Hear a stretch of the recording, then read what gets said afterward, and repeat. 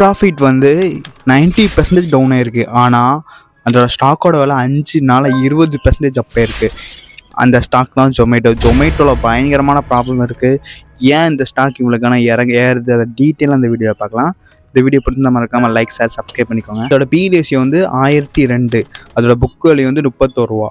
Okay, B ratio 1002. நீங்கள் என்ன நினைக்கிறீங்க, இன்னும் அந்த அளவுக்கு க்ரோத் இருக்கா? பி ரேஷியோ 1000க்கு மேலே இருந்தால் என்ன அர்த்தம் தெரியுமா? பயங்கரமான க்ரோத் இருக்குது ஃப்யூச்சரில் இந்த கம்பெனி அசைக்க முடியாதுன்னு தான் நினைப்பீங்க. ஆனால் இது ஏகப்பட்ட ப்ராப்ளம் இருக்குது. ஃபர்ஸ்ட் ஆஃப் ஆல் இதோட ஃபவுண்டர் அண்ட் சிஇஓ வந்து திபேந்தர் கோயல். அவர் வந்து 2020 7% கிட்ட அவர் வந்து ஸ்டேக் வச்சுருந்தார். இப்போ வந்து நிறைய விற்று 4.2 கிட்ட தான் வச்சுருக்காரு. அதுக்கும் கீழே நிறைய விற்றுருக்காங்க. நினைக்கிறேன் 3.8 கிட்ட இருக்குன்னு போட்டிருக்கு, பார்ப்போம். பட் இது மிகப்பெரிய மைனஸ். ஃபவுண்டர் சிஇஓக்கு அந்த அளவுக்கு இது இல்லை. அதே மாதிரி அவர் லாஸ்ட் குவார்ட்டரில் ப்ராஃபிட் வந்து 25 கோடி கிட்ட தான். ஆனால் அவர் ஃப்ளாட் வாங்கினது வந்து 52 கோடி, ப்ராஃபிட்டோட டபுள் மடங்கு வாங்கியிருக்காரு. அதே மாதிரி ப்ராஃபிட் நீங்கள் பார்க்குறீங்களா 25 கோடி, அதுலேயும் இன்கம் வந்து 235 கோடி வந்திருக்கு. அதாவது கம்பெனி வந்து விசிங் ஃபண்டிங் ஐபிஓலாம் பணம் எடுத்தாங்களா, அதில் ஒரு 18,000 கோடி இருக்குது. அதில் வந்து இன்ட்ரெஸ்ட் மட்டும் 235 கோடி கிட்ட வந்திருக்கு. ஸோ அதை ஆட் பண்ண போய் தான் 25 கோடி ப்ராஃபிட் காமிக்குது. அதை ஆட் பண்ணலன்னா 215 கோடி லாஸ் தான் இந்த குவார்ட்டரில் காமிச்சிருக்கும். ஸோ நீங்கள் எதில் ப்ராஃபிட் வந்து கிளியர் கட்டாக தெரிஞ்சுக்கோங்க. அதே மாதிரி ஃபுட் பிஸ்னஸில் மட்டும்தான் கொஞ்சம் ப்ராஃபிட் வருது ஆக்சுவலாக. ஆனால் அந்த ஃபுட் பிஸ்னஸ் வந்து க்ரோத் கம்மியாக இருக்குது, ரொம்ப கம்மியாக இருக்குது. ஏன்னா ஆல்ரெடி ஜொமேட்டோ, ஸ்விக்கி இன்னும் ப்ரைஸை வந்து இன்க்ரீஸ் பண்ணால் ஸ்விக்கி மற்றவங்கள தட்டிட்டு போயிடுவோம். அதே மாதிரி ரேபிடோவும் உள்ளே வரலான்னு பிளான் பண்ணியிருக்காங்க.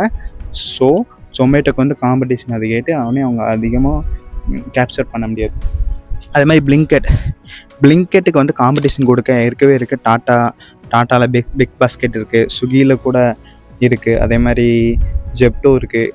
இன்னும் அவங்க யார்ட்டையும் ஃபண்டிங் இல்லைன்னா ரிலையன்ஸ் வர வாய்ப்பு இருக்குது, அமேசான் வர வாய்ப்பு இருக்குது. ஸோ இது மிகப்பெரிய காம்படிஷன் இந்த பிஸ்னஸில். இல்லை அவங்க அந்த அளவுக்கு க்ரோத் பண்ண முடியாது. ஒருவேளை க்ரோத் பண்ணால் கூட மற்றவங்க ப்ராஃபிட் பண்ண நேரத்தில் இது பண்ணிடுவாங்க. ஓகே, ஸோ இதை பார்க்க போகிறோம். ஜொமேட்டோக்கு மிகப்பெரிய மைனஸாக தான் இருக்குது ஃபுல்லாக. அதோட மார்க்கெட் கேப் வேல்யூஷன் வந்து 3 லட்சத்தை தாண்டிடுச்சு.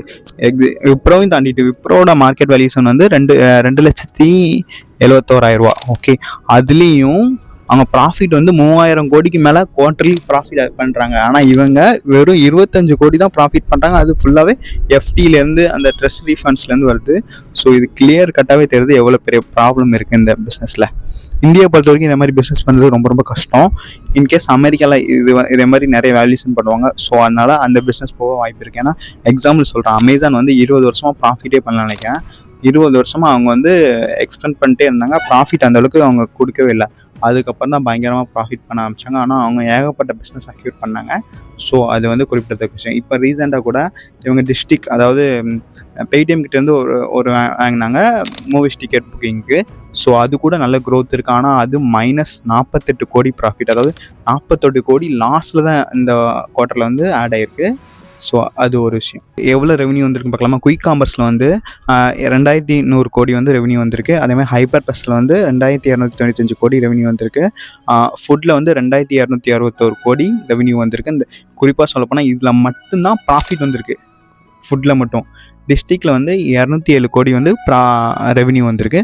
ஆனால் 48 கோடி லாஸ் ஆகிருக்காங்க. கிளியர் கட்டாக தெரியுது எவ்வளோ வேல்யூ கொடுக்குறாங்க ஜொமேட்டோக்குன்னு கிளியர் கட்டாக தெரியுது. ஓகே, இதே சமயம் மற்ற ஸ்டாக்ஸை பாருங்கள், நல்ல ப்ராஃபிட் கொடுக்குற ஸ்டாக்ஸ் வந்து எக்ஸாம்பிள் சொல்கிறேன், கவர்மெண்ட் ஸ்டாக்கை ஃபுல்லாகவே நெகட்டிவாக தான் பார்ப்பாங்க. எவ்வளோ ப்ராஃபிட் பண்ணாலும் அதில் வந்து நெகட்டிவாக தான் பார்ப்பாங்க. ஆனால் இது வந்து அப்படியே உல்ட்டாக இருக்குது. ப்ராஃபிட்டே பண்ணாமல் ரொம்ப கம்மியாக பண்ணுறாங்க. அதுக்கு வந்து வேல்யூஷன் பயங்கரமாக கொடுத்துக்கிட்டே இருக்காங்க. இதில் பெரிய ரிஸ்க் இருக்குது.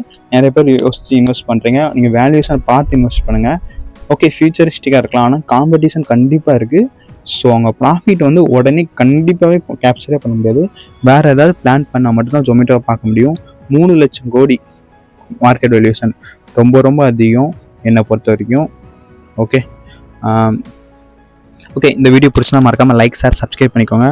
ஓகே, தேங்க்ஸ் ஃபார் வாட்சிங். தேங்க்யூ.